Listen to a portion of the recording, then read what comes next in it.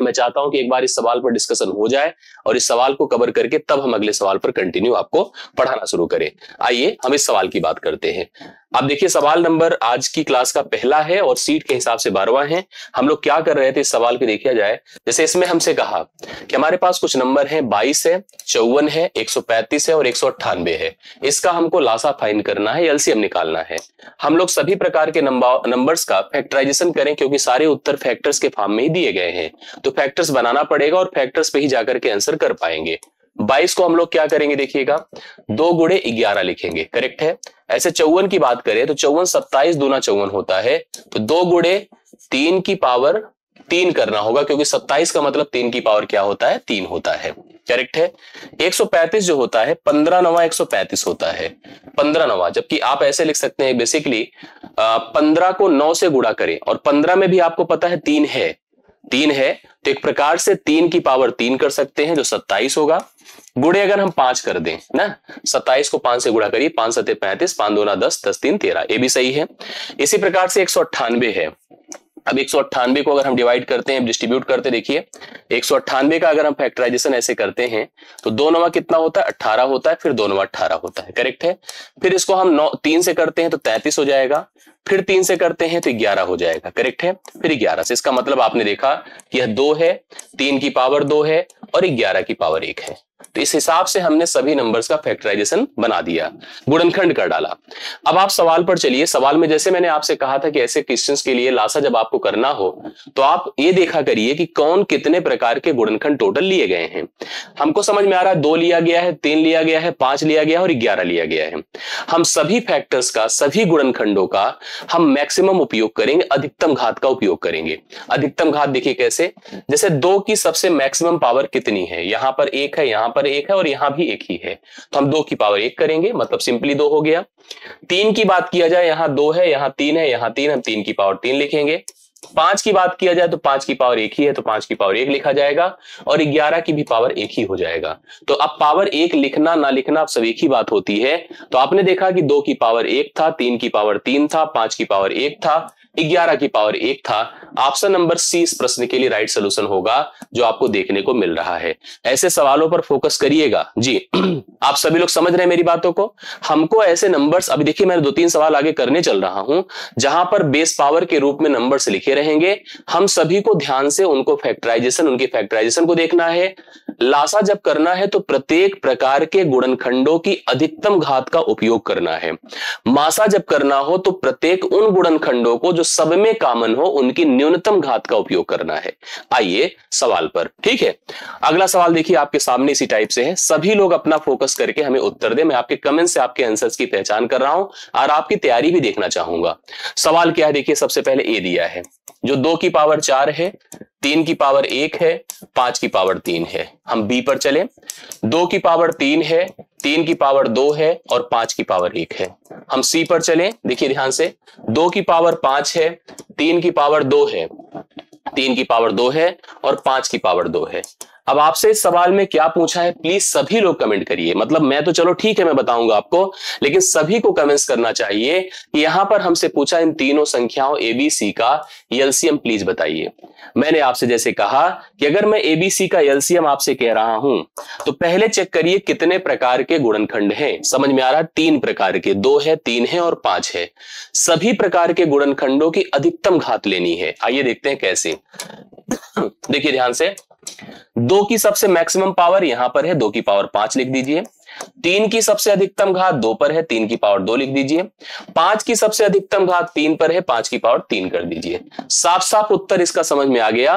और हां, अब इसका प्रोडक्ट, क्योंकि हमें पावर्स में नंबर नहीं दिया है, हमें प्रोडक्ट करने को कहा है, तो मैं प्रोडक्ट भी करके आपको बताता हूं। 2 की पावर 5 है, 3 की पावर 2 है और 5 की पावर 3 है। आइए थोड़ा सा प्रोडक्ट पर भी ध्यान दिया जाए। 2 की पावर 5 होता है 32, कितना होता है 32। 2 की पावर 5 32 होता है। 3 की पावर 2 9 होता है और 5 की पावर 3 125 होता है, करेक्ट है। अब आपको इसको प्रॉपर मल्टीप्लाई करना होगा। मल्टीप्लीकेशन में ध्यान देना होगा कैसे हम कर सकते हैं। जैसे कुछ बातें मेरे दिमाग में आ रही है उसके हिसाब से आप जा सकते हैं। आप इसको 5 गुणे 25 कर दें। 5 गुणे 25 करने से फायदा क्या होगा, 32 पंचे 5 दूना 10, 5 तिया 15, 15 एक 16, 160 हो गया। 9 से गुणा कर दे, 16 9 144 हो जाएगा, एक जीरो बढ़ जाएगा, और गुणे 25 कर दे, 25 से कर दे। बाकी आपके ऊपर डिपेंड करता है कि आप कैसे मल्टीप्लीकेशन कर पाते हैं। 25 शून्य शून्य, 25 100 के 100 शून्य हासिल 10, 25 100 के 100, 100 में 10 जोड़ा तो 110 शून्य हासिल 11, 25 1 के 25, 11 कितना होता है 36। तो यहां पर 36,000 इस प्रश्न का राइट सोल्यूशन होगा, जो ऑप्शन नंबर आपको सी में दिया है।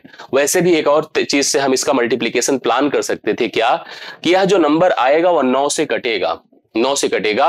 9 से कटने वाली ना ये संख्या है, ना ये संख्या है, ना ये संख्या है, कौन है? केवल सी ऑप्शन है। सी ऑप्शन एक ऐसी संख्या जो 9 से कट रही है, क्योंकि 6 और 3 उनके अंकों का जोड़ 9 से कट रहा था, बाकी कोई कट भी नहीं रहा था। इस हिसाब से इस सवाल का सोल्यूशन, इस सवाल का उत्तर 36,000 है।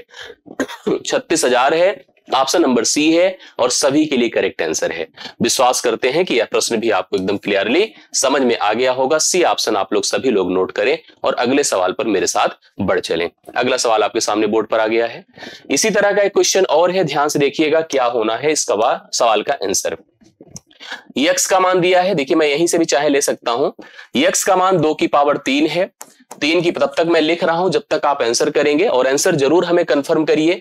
हमें इस सवाल में मासा पता करना है, पूरा उसी टाइप का फॉर्मेट है, अर्थात पावर्स के रूप में, बेस के रूप में नंबर्स लिखे गए हैं। 2 की पावर 3 है, 3 की पावर 2 है, 5 की पावर 3 है और 7 की पावर 3 है, जो है पहला यक्स का मान। इसी प्रकार से वाई आपको जो दिया है, 2 की पावर 2 है, 3 की पावर 3 है, 5 की पावर 4 है और 7 की पावर 3 है, करेक्ट है। ऐसे जेड हम लोग को दिया है, 2 की पावर 4 है, 3 की पावर 2 है 4 है, 5 की पावर 2 है, 7 की पावर 5 है। ऐसे सवालों पर बिल्कुल ध्यान दीजिए। जब हमसे एचसीएफ पूछे तो हम पहले उन फैक्टर्स को चेक करें जो प्रत्येक में हो, जो कॉमन के रूप में हो, अर्थात प्रत्येक में हो। जैसे साफ साफ नजर आ रहा है कि 2 सब में है, जो सब में हो उसका मिनिमम पावर देखो। 2 सब में है तो 2 की पावर 2 कर दीजिए। 3 सब में है, हाँ बिल्कुल है, 3 की पावर भी 2 कर दीजिए, करेक्ट है। 5 भी सब में है तो 5 की पावर कितना कर दे? 2 कर दे, 5 की पावर 2। 7 सब में है तो 7 की पावर 3 कर दे, क्योंकि मिनिमम पावर 3 है। क्या ये सही उत्तर कहीं दिख रहा है? नहीं दिख रहा है। नहीं दिख रहा है तो हम इसको सोचे कि है क्या है, हम कैसे मैनेज कर पाएंगे। क्या ऑप्शन से आप जा सकते हो? नहीं जा सकते हो। ऑप्शन में एक बेनिफिट होगा कि जो 7 है उसने 7 को अलग कर दिया है। देखिए सब में 7 की पावर 3 लास्ट में हम सब देख पा रहे हैं। इसका मतलब 7 की पावर 3 के 2 ऑप्शन थे, एक तो ए भी है, एक ए भी है, 2 है। अब इनमें से कौन सही है? मतलब ये पहला तो गलत हो जाएगा और सी भी गलत होगा, क्योंकि हमें लास्ट में 7 की पावर 3 लेना है। अब आइए देखिए कैसे हम उसको सोचते हैं। सोचने का तरीका देखो, एक बात आपको बता दूं, कभी अगर लिखा हो ए की पावर m, बी की पावर m, सी की पावर m, मतलब अगर नंबर्स का आपस में मल्टीप्लीकेशन है और पावर अगर सेम लगी है, हम इनको साथ साथ पहले मल्टीप्लाई कर लें, a into b into c whole power m कर दे। बात एक ही है और यही इसका मान है। सेम चीज आपको इस सवाल में भी दिख रहा है।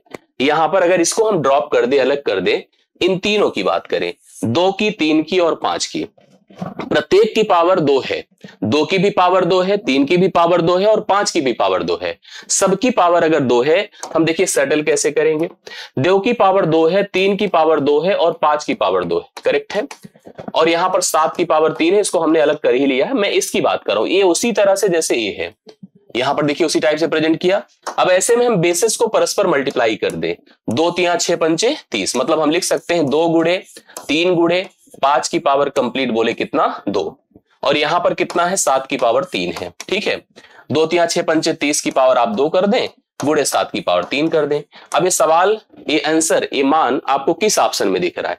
ये आपको दिख रहा है, बताएं, डी ऑप्शन में। तो डी ऑप्शन इस सवाल का सही उत्तर होगा, बी गलत हो जाएगा। और हम पहले से ही ए और सी को हटा चुके थे। एकदम परफेक्ट सोल्यूशन है, राइट सोल्यूशन। आप सभी लोग इसको उतार लीजिए, कंफर्म कर लीजिएगा। आशा करता हूं सबको क्लियर हुआ होगा। 14 नंबर जो आपके लिए एक सही सोल्यूशन के रूप में है, करेक्ट है। ओके, अगले सवाल पर आ जाइए। इस सवाल को देखिए, बहुत बढ़िया से इसी टाइप का क्वेश्चन है, आपके सामने है, आप सभी लोग को हल करना है। लिखा है ए का मान, क्या लिखा है बताएं? 2 की पावर 4 है, 3 है और 5 की पावर 3 है, ठीक है। बी का मान बोले 2 की पावर 3 है, 3 की पावर 2 है, 5 है, करेक्ट है। सी का मान देखिए, सी का मान है 2 की पावर 5 है, 2 की पावर कितना है बताएं? 5 है। 2 की पावर 5 है, 5 की पावर 2 है। यहां पर थोड़ा सा मिस्टेक है, मुझे जो पूरी उम्मीद है कि 3 की पावर 2 होना चाहिए, क्योंकि 5 की पावर 2 तो ऑलरेडी लिखा ही था, इसका मतलब इसे 3 की पावर 2 लिखना चाहिए। ये रॉन्ग रिटन है मेरे हिसाब से, तो ये गलत है, क्योंकि यहां पर 3 की पावर अगर 2 लिखेंगे नहीं तो 5 की पावर को 2 बार लिखने का कोई अर्थ नहीं है। मतलब मैं इसको 3 की पावर 2 कर देता हूं और 5 की पावर 2 जैसे था वैसे रहने देते हैं। अब हमसे सवाल में क्या बोला है, हमसे कहा है कि इन तीनों का, ऊपर देखिए लिखा है ए बी और सी का लासा लिख दीजिए पहले ऊपर, और ए बी सी का मासा लिख दीजिए नीचे, और दोनों का डिवीजन कर दीजिए, आंसर आ जाएगा। सुनिए, लासा में हम लोग क्या करते हैं, अगर हमें लासा करना है, हमें प्रत्येक प्रकार के गुणनखंडों की अधिकतम घात लेनी है।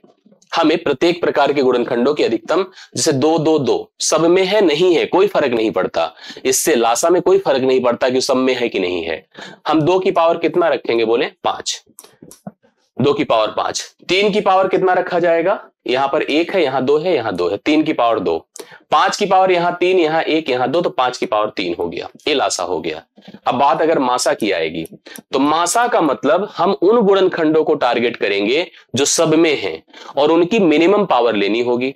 तो सब में 2 है तो 2 की पावर, आप मिनिमम पावर पर जाएं तो 3 हो गया। 3 की सबसे मिनिमम पावर 1 है और 5 भी सब में है तो 5 की सबसे मिनिमम पावर 1 है। अब सवाल ने जो डिमांड करी है कि इन सभी का लासा, लासा मतलब 2 की पावर 5, 3 की पावर 2, 5 की पावर 3, मासा, मासा क्या है बताएं, 2 की पावर 3, 3 की पावर 1, 5 की पावर 1, ऐसे हमने रख दिया। अब सवाल देखो, एक बेस पावर के रूट टर्म्स में आ गया, जिसमें हम सबको एक जानकारी हो, अगर लिखा हो a की power m divide by a की पावर n, मतलब बेसिस अगर सेम है, बेसिस अगर सेम है और भाग है, तो हम सीधा सीधा घातों को घटा सकते हैं। घातों को ऊपर ले जाकर के घटा दीजिए। जैसे यहां पर आप देख रहे हैं कि अलग अलग ये लोग जो है अलग अलग सेम बेसिस पर अलग अलग पावर के रूप में लिखे गए हैं। मैं इसको अगर 2 वाले को टारगेट करूं तो मैं 2 की पावर 5 माइनस 3 कर दूं, ऐसे 3 की पावर 2 माइनस 1 कर दूं, ऐसे 5 की पावर 3 माइनस 1 कर दूं। इस प्रकार से अब जो वैल्यू बनी वो कितनी, 2 की पावर 2 हो गया, 3 की पावर 1 हो गया और 5 की पावर 2 हो गया। ये 4 हुआ, ये 3 हुआ और ये 25 हुआ। 25 चौके 100, 300। क्या 300 आपका उत्तर आ रहा है? 300 बिल्कुल उत्तर आ रहा होगा, सी ऑप्शन इसका सही सोल्यूशन होगा। थोड़ा सा एक करेक्शन करना था, मैंने आपको शुरू में कहा था कि टाइपिंग मिस्टेक थी, यहां पर 3 की पावर 2 था, जो रिटर्न था वो गलत था, वहां पर 5 ही लिखा था, जबकि 5 संभव नहीं हो सकता, 3 की पावर पर चलेगा। और आपने देख ही लिया कि लासा कितना था और मासा 600 नहीं है, यहां पर आंसर 300 आ रहा है और 300 इस प्रश्न का राइट सोल्यूशन जो सी ऑप्शन में आपके सामने है। मुझे पूरा भरोसा है कि आपको समझ में आ गया होगा और जरूर तैयार कर ले ऐसे सभी सवालों को जो प्रत्येक परीक्षाओं के लिए काम आएंगे। ठीक है, चलिए आगे बढ़ता हूं, ये सवाल आपका डन होता है। नेक्स्ट आगे बढ़ता हूं, इसी टाइप का देखिए एक और सवाल है, इसको भी प्लीज सभी फटाफट कर डालें जिससे कि हम कंफर्म हो जाएं। आपके आंसर्स हम चाहते हैं आप सभी लोग कमेंट करके हमें आंसर बता दें, तेजी के साथ बता दें, तो जिससे हम भी श्योर रहें और हमें भी लगे कि हम सही दिशा में जा रहे हैं। हम लिखते नहीं, हमने देखा कि x बराबर 2 की पावर 5, 3 की पावर 2, 5 की पावर 3, y बराबर 2 की पावर 4, 3 की पावर 3, 5 की पावर 2, करेक्ट। z बराबर 2 की पावर 3, 3 की पावर 3, 5 की पावर 2, करेक्ट है। सेम वही नेचर है कि तीनों संख्याओं का हमें लासा और तीनों संख्याओं का मासा, और उनका करना है परस्पर भाग, उनका परस्पर भाग करना है। फिर बात जब आती है लासा की, तो लासा में हमें प्रत्येक गुणनखंडों की अधिकतम घात लेनी है, प्रत्येक गुणनखंडों की अधिकतम घात लेनी है। तो मैं 2 की पावर सबसे अधिकतम घात यहां पर 5, 4 और 3 में 5 को लूंगा। 3 की पावर सबसे अधिकतम घात में अगर जाएंगे तो 2 है, 3 है, 3 है, तो 3 की पावर 3 लिया जाएगा। 5 की भी अधिकतम घातों में चले 2 है, 2 है, तो 3 है, तो 5 की पावर 3 लिया जाएगा। ये लिख दिया मैंने। अब जब बात मासा की आएगी, जब बात मासा की आएगी तो क्या होगा बताइए, क्या होगा, हमें उन वैल्यूज को लेना है जो कि सब में कॉमन हो, और सब में सारे कॉमन हैं, कॉमन लेने हैं लेकिन उनकी मिनिमम पावर के साथ लेना है। कैसे, 2 की पावर 5, 4, 3, तो मैं 2 की पावर 3 लूंगा। 2 की पावर 3 की पावर 2, 3, 3, तो 2 की पावर 3 की पावर 2 लूंगा, और 5 की पावर 3, 2, 2, तो 5 की पावर 2 लूंगा। ये हमने प्रेजेंट किया, करेक्ट है। अब जैसा इसने कहा उसी प्रकार देखिए, लासा बटे मासा बोला, ऐसे बीच में हमने भाग लगा दिया, जो पीछे हमने पैटर्न पढ़ाया उसी पैटर्न पर गए, पावर को हमने जैसे सॉल्व कराया था उसी प्रकार से करिए। 3 पे से 5 घटेगा, 2 की पावर 5 माइनस 3 कर दो, 3 की पावर 3 माइनस 2 कर दें, और 5 की पावर 3 माइनस 2 कर दें। 2 की पावर 2 हुआ, 3 की पावर 1 हुआ, 5 की पावर 1 हुआ, ये 4 हुआ, ये 3 हुआ, ये 5 हुआ। ये आपका पूरा मान ही 60 हुआ। ये पूरा मान ही कितना हुआ? 60 हुआ, जो ऑप्शन नंबर सी में है। देखिए कितने लोग का आंसर आया है, बहुत बढ़िया। सभी लोग प्लीज कंफर्म कर लें और आशा करता हूं सबको समझ में आ गया होगा। यस, अब हम बढ़ चलते हैं नेक्स्ट सवाल पर। अगला क्वेश्चन हमारे सामने बोर्ड पर आता है। ये बहुत शानदार सा सवाल है, उसको सुनिएगा और इसको समझने के लिए कुछ बातें आप लोग थोड़ा और ध्यान दे दीजिएगा। जैसे एक बात, मैं पहले इस सवाल को आप डिस्कस कर देता हूं, हालांकि इस सवाल को डिस्कस करने से पहले भी मैं कुछ बातें बताना चाहूंगा। जैसे क्या है, अगर मैं आप लोगों से एक बात कहूं, ऐसे कहूं, हमने लिखा कि सह अभाज्य संख्याओं का, ये बहुत आता है, पूछा जाता है, सह अभाज्य संख्याओं का लासा और मासा। ये पूछा जाता है कभी कभी, लासा और मासा। जैसे आपसे कहेगा कि कुछ सह अभाज्य संख्याएं हैं, इनका लासा होगा क्या? संख्याओं का गुणनफल, संख्याओं का योगफल, संख्याओं में बड़ी संख्या, संख्याओं में छोटी संख्या, मासा क्या होगा? ऐसे हमसे सवाल पूछे जाते हैं। आइए थोड़ा इनसे बात करते हैं, समझते हैं इनके बारे में। ये सह अभाज्य सबसे पहले जाने क्या होता है। सह अभाज्य किसको कहते हैं? हमने कहा अगर हम दो संख्याएं लें, बस धनात्मक रहे चाहे जैसी हो, केवल धनात्मक हो, इस बात का ख्याल रखिए। धनात्मक हो, छोटी बड़ी, सम विषम, जो भी मर्जी, आपने दो संख्याएं ले लिया। अगर इन दो संख्याओं का यस्यफ मासा अगर एक है तो दोनों संख्याएं सह अभाज्य हैं। जैसे आपने भिन्न पढ़ा होगा, तो भिन्न को जब आप देखते हैं तो आप कोशिश करते हैं कि उसको सरलतम रूप में लिखें। मतलब एक ऐसी संख्या का चुनाव करते हैं जो प्रत्येक को काट दे। तब तक काटते हैं जब तक कि वह अपने अंतिम स्वरूप में नहीं चला जाता। वह जब नंबर आता है तो अब उसके बाद उसका फर्दर कैंसिलेशन नहीं होता है, तो वह जो नेचर बनता है वो संख्याओं का मासा एक देता है और उस समय वह संख्याएं सहअभाज्य होती हैं। जैसे हम आपको बता दें, कोई भी संख्या चाहे वो सम हो, विषम हो, भाज्य हो, अभाज्य हो, प्रत्येक संख्याएं जिनका यस्यफ एक है, मतलब उनको काटने वाली कोई कॉमन संख्या नहीं है, वही सहअभाज्य। जैसे हमने 2 और 3 को लिखा, हम देख रहे हैं कि इनका कॉमन कोई ऐसा फैक्टर नहीं है जो दोनों को काट सके, तो यह सहअभाज्य है। ठीक है, ये क्या है? सहअभाज्य है। हमने लिखा 4 और 13। अब सुनिए, 4 सम संख्या है और भाज्य भी है, लेकिन कॉमन संख्या एक ही है जो दोनों को काट दे, तो इसका मतलब यह भी सहअभाज्य है। ये भी क्या है? सहअभाज्य है। 9 और 25, 9 भी पूर्ण वर्ग संख्या है, 25 भी पूर्ण वर्ग संख्या है, दोनों भाज्य भी हैं, लेकिन दोनों सहअभाज्य हैं। क्यों सहअभाज्य हैं? क्योंकि इनका कोई कॉमन फैक्टर नहीं है अदर देन 1। एक के साथ कोई संख्या लिख दें, वो हमेशा सहअभाज्य होंगे, क्योंकि इनका यस्यफ हमेशा एक आएगा। हम आपसे कह दें कोई संख्या इस प्रकार से 13 और 23 सहअभाज्य हैं। अब आपको जैसे कुछ नंबर और लिखकर दिखा रहे हैं, मतलब सहअभाज्य को पहचानना बहुत आसान है। कोई कॉमन संख्या दोनों को ना काट पाए तो वही सहअभाज्य है। जैसे मैंने लिखा 15 और 35, बोलिए सहअभाज्य है? 9। क्यों नहीं है? क्योंकि दोनों को 5 काट देगा। 5 या 15, 5 काट देगा ना, 5 सते पे। हाँ, लेकिन 3 और 7 क्या है? यस हैं। 3 7 सहअभाज्य हैं। ऐसे तमाम सारी पॉसिबिलिटी बन सकती है जिसमें सहअभाज्य और ना ही अभाज्य को हम पहचाने। हाँ, यहां जो मैं पढ़ाने जा रहा था उसकी बात करते हैं। अगर हम आपको एक नोट लिखवा दें, उसको नोट कर लीजिएगा आप सभी लोग। हमने लिखवाया सहअभाज्य, लिख लीजिएगा सभी लोग, सहअभाज्य संख्याओं का लासा हमेशा उन संख्याओं का गुणनफल होगा। क्या होगा?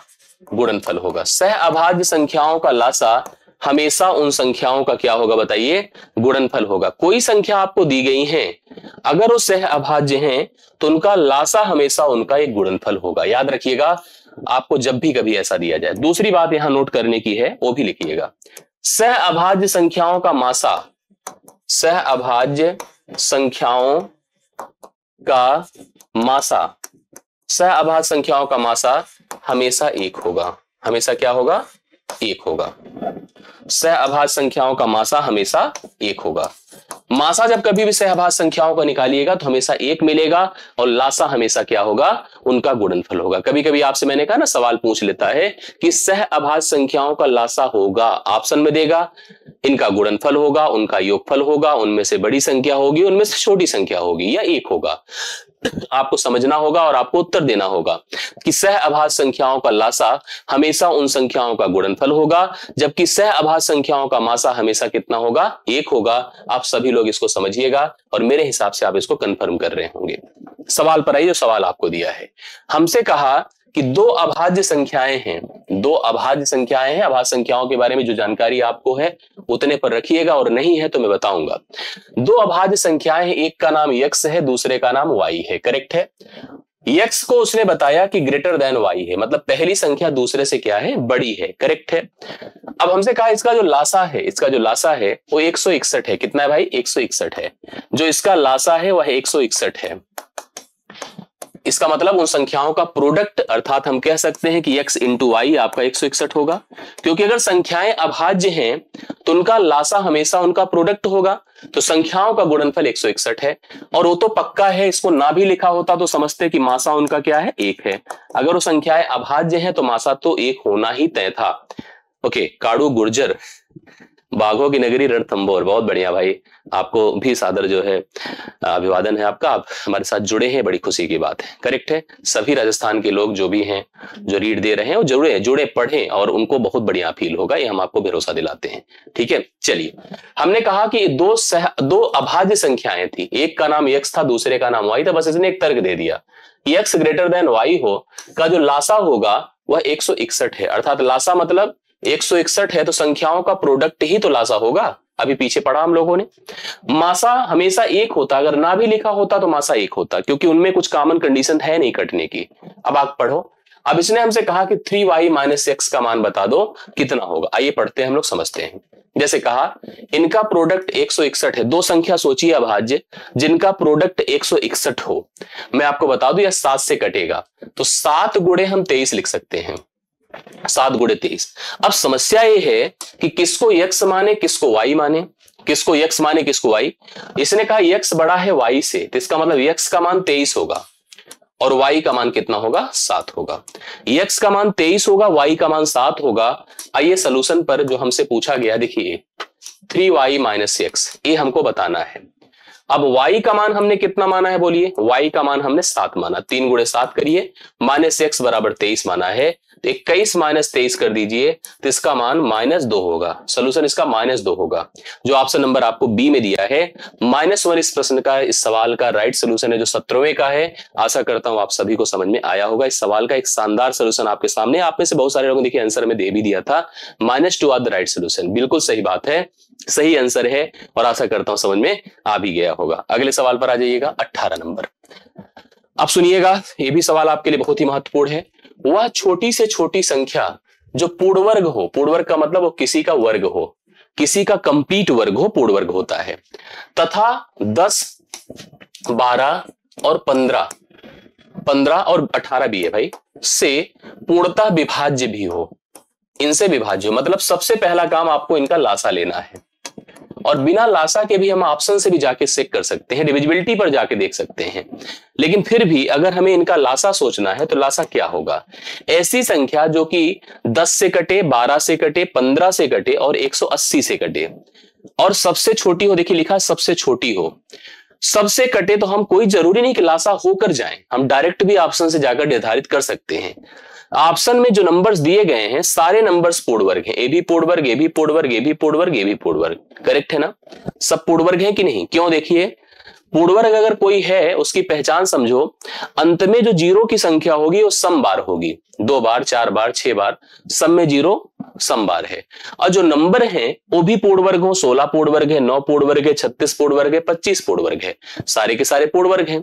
अब हमें इनमें सबसे छोटा उसको पहचानना है जो 10 से कटे, जो 12 से कटे, जो 15 से कटे, जो 18 से कटे। आइए ढूंढते कैसे, हम लोग निर्धारित करते। देखिए सबसे पहले 10 से कटने का नियम क्या होता है, संख्या के अंत में 0 हो, अंत में क्या हो, 0 हो। तो सारी संख्या के अंत में 0 है, तो 10 की कोई पॉसिबिलिटी, कोई ऐसा प्रोसेस नहीं समझ में आया। 12 से कटने का मतलब संख्या 4 से कटे और 3 से कटे।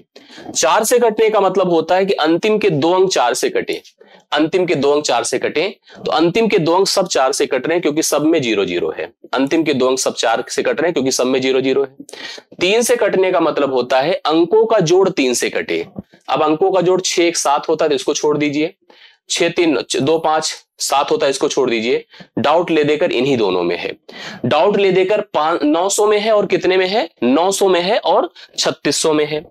अभी आगे बढ़ते हैं, थोड़ा 15 की बात करिए। 15 मतलब यहां पर 5 और 3, 5 3 3 का चेक कर चुके हैं, 5 को चेक करने की जरूरत नहीं क्योंकि अंतिम में 0 5 होता है। 18 18 का मतलब 9 से कटे और 2 से कटे, 9 से कटे और 2 से कटे। 9 से कोई संख्या तभी कटती है जब उसके सभी अंकों का जोड़ 9 से कटता है। तो यह देखा हमने कि यह भी 9 से कट रहा है और ये भी 9 से कट रहा है। अब सारी पॉसिबिलिटी दोनों के साथ है, अर्थात ये दोनों नंबर जो है 900 भी और 3600 भी, दोनों संख्याएं 10 से कटेंगी, 12 से कटेंगी, 15 से और 18 से कटेंगी। लेकिन हमसे सवाल में सबसे छोटा पूछा था और पूर्णवर्ग हो, इसलिए हम बी ऑप्शन को प्रेफर करेंगे। हमें यहां पर बी ऑप्शंस को वैल्यू देनी पड़ेगी क्योंकि जो पहला सी ऑप्शन है वो 3600 है और 3600 आप इस सोल्यूशन को मानिए, 3600 आप इसको इग्नोर करिए। राइट सोल्यूशन आपका कितना होगा बताएं? बी ऑप्शन होगा, जो आप लोग नोट कर सकते हैं। आशा करता हूं समझ में आया होगा, इसको थोड़ा ध्यान दीजिएगा। 18वां नंबर आपका डन होता है। क्लियर हो गई बातें? कोई दिक्कत है किसी को? नहीं। चलिए अगले सवाल पर आ जाइए। इस क्वेश्चन को देखिए, बड़ा शानदार सा है कि माना कि, समझिएगा, माना कि यक्स एक वह संख्या सबसे छोटी संख्या है, यक्स एक वह सबसे छोटी संख्या है जिसे 8 से, 12 से, 20 से, 28 से और 35 से भाग देने पर प्रत्येक दशा में 5 शेष फल आए। हमें कहा गया है कि एक संख्या बताओ सबसे छोटी हो, अगर मैं उस संख्या को इनसे इनसे इनसे इनसे इनसे भाग दूं तो प्रत्येक दशा में 5 शेषफल आए। तो नियम क्या है? पहली चीज, किसी से भाग देने पर शेषफल कब आता है? जैसे अगर आप 7 से 28 को भाग करिए तो शेषफल 0 आया।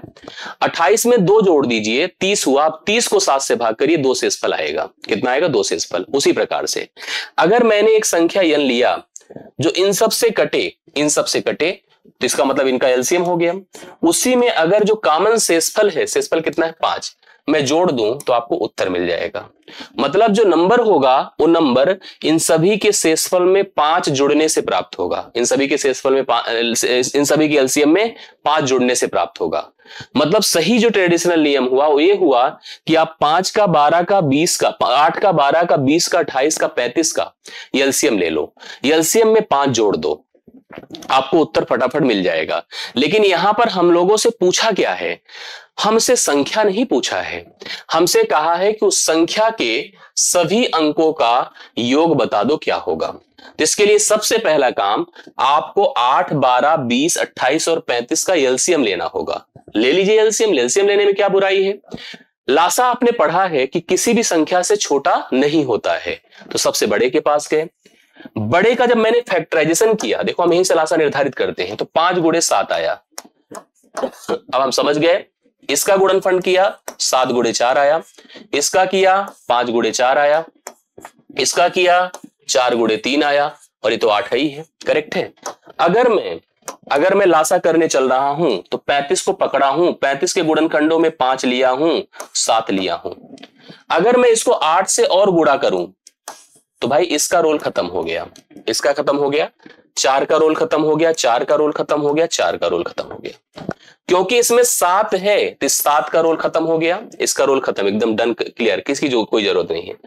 अभी एक चीज देख लीजिएगा, यहां पर 3 है, 3 को लाके रख दीजिए, ठीक है, 3 को लाके रख दीजिए। और एक चीज आप ध्यान दीजिएगा, जैसे यहां 5 था, यहां भी 5 है, तो 5 का भी रोल खत्म है। कुल मिला के इन 3 चारों का मल्टीप्लीकेशन ही इनका एलसीएम होगा। करके देखिए, 5 7 35 होगा, गुणे 8 3 24 होगा, 24 पंचे 120 होता है, और 24 3 72 12 84 840 हो गया। लासा तो 840 हो गया। नहीं आता है तो प्रॉपर रफ पर जाकर कर लीजिएगा।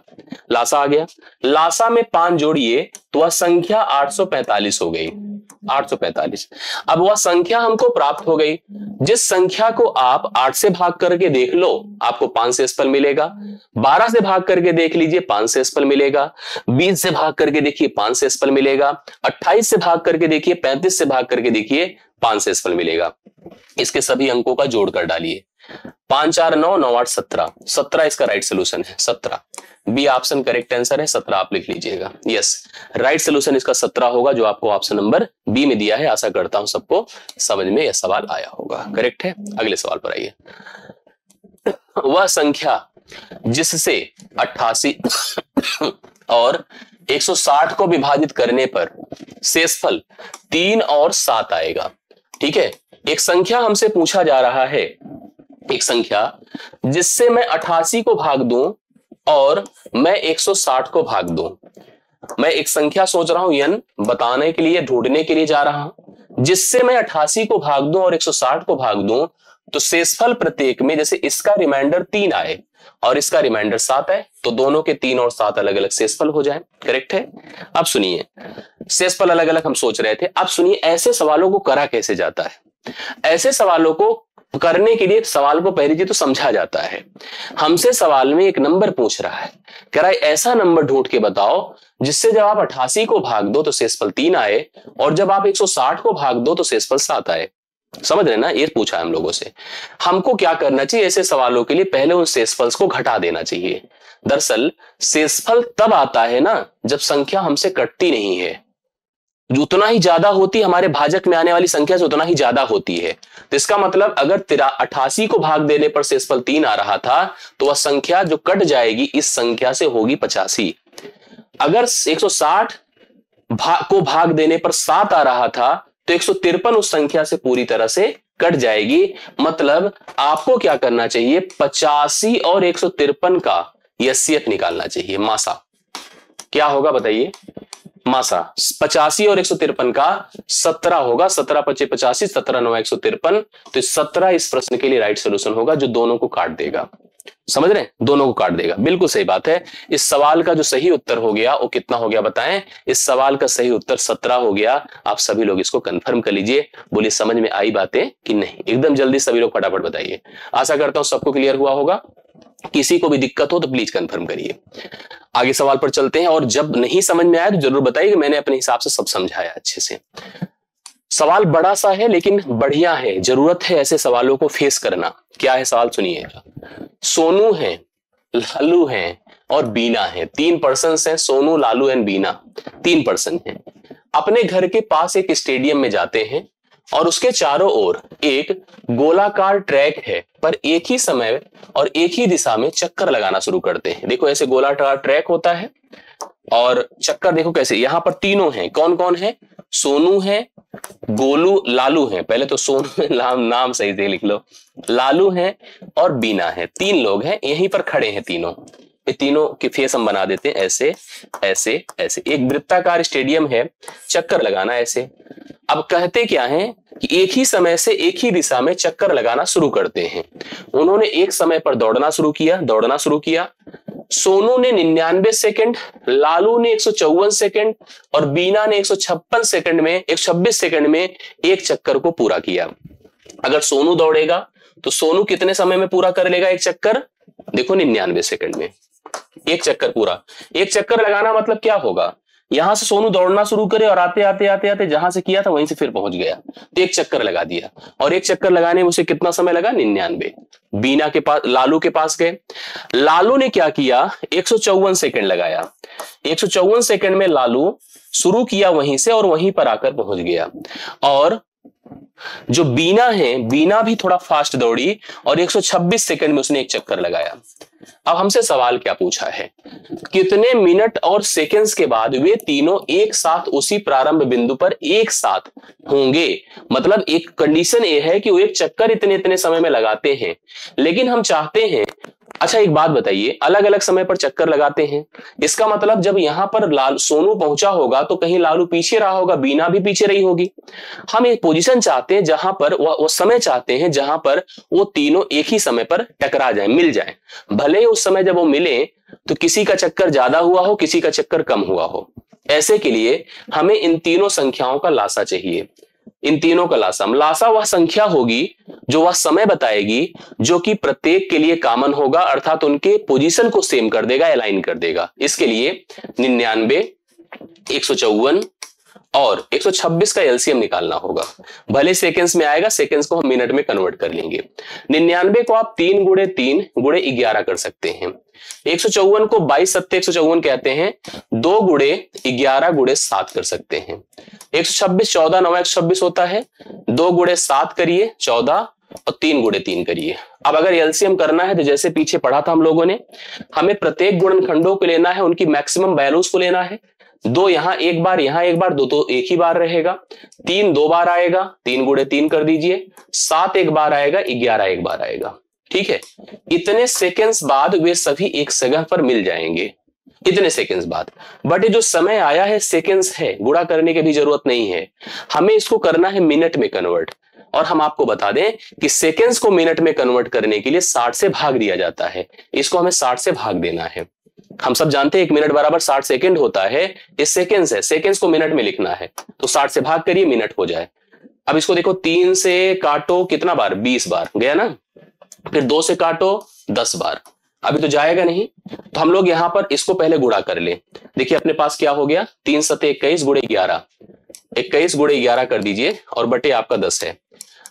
11 1 11, 11 दूना 22, 22 1 23, 231 बटे 10 है, तो 10 से डिवाइड करिए, 23 हुआ। हाँ 23 हुआ, 23 हुआ 23 मिनट हो गया। और 1/10 है मिनट में, लेकिन 1/10 को मिनट को सेकंड में कन्वर्ट करोगे तो मिनट को सेकंड में कन्वर्ट करने के लिए 60 से गुणा किया जाता है। तो 23 मिनट डन। और 1/10 को अगर आप 60 से गुणा करो 6 आएगा, 6 सेकंड। तो 23 मिनट और 6 सेकंड। देखिए यहां पर सी ऑप्शन है, यही सवाल का सही उत्तर है जो आप लोग ऑप्शन नंबर सी में देख पा रहे हैं। तो option number see the right solution for the given question. Please note करें, हमने सबसे पहले उनके समयों से एक ऐसा समय निकाला जो प्रत्येक के लिए कॉमन हो, प्रत्येक से कट जाए, अर्थात उनके मिलने का समय हो गया। भले ही वो लोग जो है क्या है कि कोई ज्यादा चक्कर लगा के मिला, कोई कम चक्कर लगा के मिला, लेकिन मिले जरूर उस समय। अब ऐसी स्थिति में समय आया लेकिन समय सेकंड्स में है, उसको मिनट में कन्वर्ट करना था, 60 से भाग किया। और 60 से अगर हमने भाग किया तो हमारा कुछ मिनट और कुछ सेकंड्स बनकर सही उत्तर के रूप में आ रहा है। प्लीज सभी लोग इसको उतार लें और आशा करता हूं सबको समझ में अच्छे से यह सवाल क्लियर हुआ होगा। सी ऑप्शन है। ओके, ऐसा ही एक सवाल हम आपको देते हैं, हालांकि इसको आप लोग ट्राई कर सकते हैं। सवाल मैं समझा देता हूं, इसको मैं होमवर्क में आपसे चाहूंगा कि इसका आंसर आप हमें दें। कल से हम लोग एक और एक इंपॉर्टेंट महत्वपूर्ण टॉपिक से हम लोग क्लासेस को शुरू करेंगे। क्वेश्चन क्या है, 3 ब्रांड है, मैं आंसर चाहूंगा कमेंट्स में आपका। 3 ब्रांड है, जैसे हम खरीदने गए पेन, पेन ही है ना, हाँ ओके पेन है। 3 अलग अलग ब्रांड्स हैं, ए है, बी है, सी है, तीनों को हमें खरीदना है। तीनों के जो पैकेट्स हैं, मतलब वो पेन्स हैं, वो पैकेट्स में अवेलेबल हैं। पहला वाला ब्रांड ए जो है उसको जब मैं मांगता हूं तो हमको एक पैकेट देता है जिसमें 5 पेन होती है। दूसरा वाला जब मैं मांगता हूं तो कहता है सर एक पैकेट पकड़ो, उसमें 6 पेन होती है। तीसरा वाला जब मैं मांगता हूं तो उसने मुझे एक पैकेट पकड़ाया, मुझे 12 पेन दिखा। मैंने कहा यार एक एक दे दो मुझे बराबर बराबर। वो कहा नहीं नहीं सर, सवाल पढ़ लीजिएगा। यदि दुकानदार को तीनों प्रकार के पेन समान संख्या में खरीदने हैं, ठीक है, तो उसके द्वारा खरीदे जाने वाले पैकेट्स की न्यूनतम संख्या क्या होगी। ठीक, अब सुनो, हमको लेना था एक एक, मतलब बराबर बराबर लेना था, सबसे कम लेना था। मैंने एक एक माना, उसने कहा अरे हम खोल के नहीं देते, हमको प्रॉपर जो है आपको पैकेट्स ले जाना पड़ेगा। हमने कहा कोई बात नहीं, तो हमें एक ऐसी संख्या चाहिए जो प्रत्येक से कटे। अगर वह प्रत्येक से कटेगी, आप समझ गए होंगे कितनी होगी, 60 होगी। 60 पेन हमें प्रत्येक लेनी पड़ेगी। और 60 पेन लेने के लिए हमें पहली ब्रांड की 12 पैकेट खरीदनी होगी, देख लीजिए, दूसरी ब्रांड की 10 पैकेट खरीदनी होगी और तीसरी ब्रांड की 5 पैकेट खरीदनी होगी। 12 पैकेट खरीदनी होगी, 10 पैकेट खरीदनी होगी, 5। हम तो होमवर्क दिए थे, सोल्यूशन कर डाले। इस प्रकार से इसका उत्तर पहला ही ऑप्शन हो जाएगा। तो पहला ऑप्शन आप लोग नोट कर सकते हैं। और न्यूनतम संख्या प्रत्येक ब्रांड्स के पैकेट्स की हमने परचेज कर लिया, इस हिसाब से राइट। हालांकि मैं होमवर्क दूंगा, ऐसा थोड़ी नहीं दूंगा, ये आपका मैंने हल करा दिया। अब मैं एक सवाल आपको होमवर्क में दे रहा हूं, आप सभी लोग इसका सोल्यूशन करिएगा। मैं वेट करूंगा आपके रिस्पॉन्स का, कमेंट्स का। आप सभी लोग प्लीज इसका सोल्यूशन हमें जरूर प्रोवाइड करिएगा। कल मुलाकात होती है नए टॉपिक के साथ, कल मुलाकात होती है एक नई एनर्जेटिक क्लास में। आज के लिए मेरी तरफ से इतना ही, बहुत बहुत धन्यवाद, थैंक यू सो मच। अच्छा लगा तो वीडियो को लाइक शेयर जरूर कीजिएगा। डिस्क्रिप्शन में इसका टेलीग्राम ग्रुप है, ज्वाइन कर लीजिएगा, जिससे कि हमेशा कनेक्टिविटी मिलती रहे, होती रहे, पीडीएफ भी मिलता रहे, नोट्स भी मिलता रहे और हम लोग अंत तक अच्छी तैयारी कर भी सके। थैंक यू सो मच, सभी को धन्यवाद।